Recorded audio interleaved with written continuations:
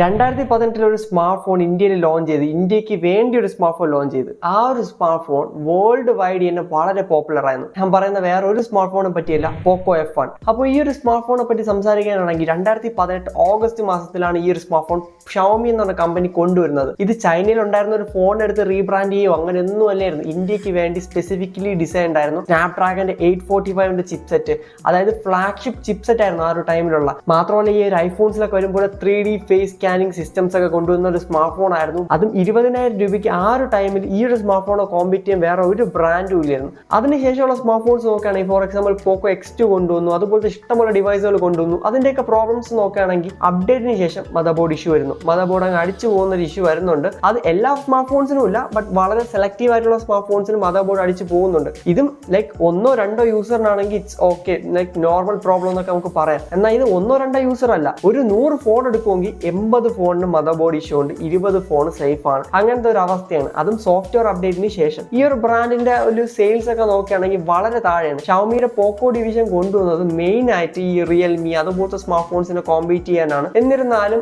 ആ ഒരു ലെവലിലൊന്നും വരുന്നില്ല. ഈ ഒരു റിയൽമിയുടെ സ്മാർട്ട് ഫോൺസ് ഒക്കെ നോക്കുകയാണെങ്കിലും പോക്കോ ഡിവൈസിനെക്കാളും ഫാർ ബെറ്റർ ആയതുകൊണ്ട് തന്നെ ആൾക്കാർ അതേ മേടിക്കുകയുള്ളൂ. കാരണം സോഫ്റ്റ്വെയർ ഇമ്പോർട്ടന്റ് പാർട്ടാണ്. പിന്നെ നിങ്ങളിൽ എത്ര പേര് ഷവോമിയുടെ budget series smartphone use ചെയ്തിട്ടുണ്ടെന്ന് അറിയത്തില്ല. എന്നാൽ budget series smartphone for example 2GB RAM 3GB RAM ഒക്കെ ഉള്ള സ്മാർട്ട് ഫോൺസ് യൂസ് ചെയ്തവർക്കറിയാം സോഫ്റ്റ്വെയർ ഭയങ്കര ഹെവിയാണ്. സോഫ്റ്റ്വെയർ ഭയങ്കര ഹെവി ആയതുകൊണ്ട് തന്നെ പലരും കംപ്ലൈൻസ് പറയുന്നുണ്ട്, സോഫ്റ്റ്വെയർ ഭയങ്കര ലാഗ് ആണ്, യൂസബിൾ അല്ല എന്നൊക്കെ ഇഷ്ടംപോലെ കംപ്ലൈൻസ് പറയുന്നുണ്ട്. പണ്ടത്തെ സാംസങ്ങിന്റെ അവസ്ഥ അറിയാലോ, ഭയങ്കര ലാഗി സോഫ്റ്റ്വെയർസ് ഒക്കെ ആയിരുന്നു. അതേ അവസ്ഥയാണ് ഇപ്പൊ ഷവോമിയുടെ സോഫ്റ്റ്വെയർ എന്ന് പറയുന്നത്. അത് ഇപ്പോഴും പോളിഷ്ഡ് അല്ല, ഇപ്പം പോലും പോളിഷ്ഡ് ആകാത്ത ഒരു സോഫ്റ്റ്വെയർ ആണ് ഷവോമിയുടെ. എനിക്ക് തോന്നുന്നു ഞാൻ റീസെന്റ് ഒരു വീഡിയോ ചെയ്തിട്ടുണ്ട് ടെക്നോയുടെ ഫോണിനെ പറ്റി. അപ്പോൾ ആ ഒരു ഫോണിനെ പറ്റി വീഡിയോ ചെയ്തപ്പോൾ ഞാൻ മെയിനായിട്ട് പറഞ്ഞത് അതിന്റെ സോഫ്റ്റ്വെയർ അത്ര നല്ലതല്ലെന്നാണ്. എന്നാൽ എനിക്ക് പറയാനുള്ളത് ഷവോമിയുടെ സോഫ്റ്റ്വെയറിന്റെ ഈ ഒരു അവസ്ഥയെ വെച്ച് ഞാൻ പറയുകയാണെങ്കിൽ ഷവോമിയുടെ സോഫ്റ്റ്വെയറിനെക്കാട്ടും ബെറ്റർ ആണ് ആ ഒരു സോഫ്റ്റ്വെയർ എന്ന് പറയുന്നത്. ഈ ഒരു സോഫ്റ്റ്വെയർ വളരെ മോശപ്പെട്ട അവസ്ഥയാണ് പോകുന്നത്. ഇങ്ങനെ പോവുകയാണെങ്കിൽ ഈ ഒരു സ്മാർട്ട് ഫോണിന്റെ കാര്യത്തിന് ഒന്നും പറയാനില്ല. അവർ ഇത് എത്രയും പെട്ടെന്ന് ഫിക്സ് ചെയ്യുകയാണെങ്കിൽ അവർക്ക് കൊള്ളാം. ഇതിപ്പോ ഷവോമിയുടെ മാത്രമല്ല, പോക്കോ ഡിവൈസിന് മാത്രമല്ല, സാംസങ്ങിനുണ്ട്. സാംസങ്ങിന്റെ M സീരീസ് ഡിവൈസിന്റെ മദർ ബോർഡിന് ഒരു ഗ്യാരണ്ടി ഇല്ല.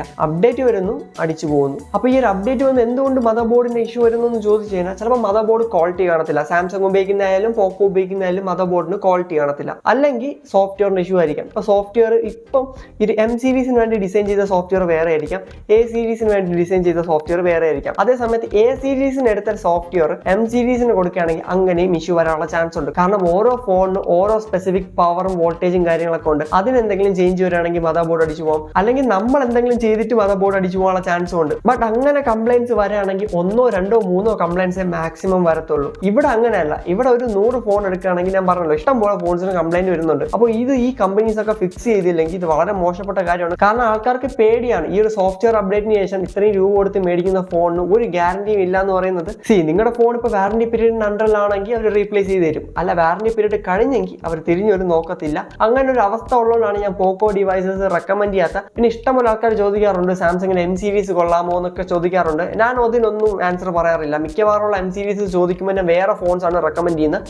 അതും ഈ ഒരു മദർ ബോർഡ് ഇഷ്യൂ ഉള്ളതുകൊണ്ടാണ് ഈ 2 ഫോൺസ് ഞാൻ മെയിനായിട്ട് റെക്കമെൻഡ് ചെയ്യാത്ത. പിന്നെ നിങ്ങൾക്ക് മേടിക്കണമെങ്കിൽ മേടിക്കാം, കാരണം നിങ്ങളുടെ പൈസയാണ്. നിങ്ങൾക്ക് വർഷം തോറും ഫോൺ മാറ്റാൻ പറ്റുമെങ്കിൽ നിങ്ങൾക്ക് ഈ ഫോൺസ് ഒക്കെ മേടിക്കാവുന്നതാണ്. അതിനൊരു ഗ്യാരണ്ടി ഞാൻ പറയുന്നില്ല. ഞാൻ റെക്കമെൻഡ് ചെയ്യത്തില്ല ഈ 2 സീരീസ്, സാംസങ്ങിന്റെ M സീരീസും ഷവോമിയുടെ പോക്കോ സീരീസും ഞാൻ ഒട്ടും റെക്കമെൻഡ് ചെയ്യാത്തതിന്റെ കേസും മദർ ബോർഡാണ്. അപ്പോൾ ഈ ഒരു വീഡിയോ ഇഷ്ടമായി തീർച്ചയായും നമ്മുടെ ചാനൽ സബ്സ്ക്രൈബ് ചെയ്തിട്ട് ബാക്കിയുള്ള വീഡിയോസ് കൂടെ ചെക്ക് ചെയ്യുക. ദിസ് ഈസ് ഫോർമോസ്. അടുത്ത വീഡിയോ കാണാം. Good by.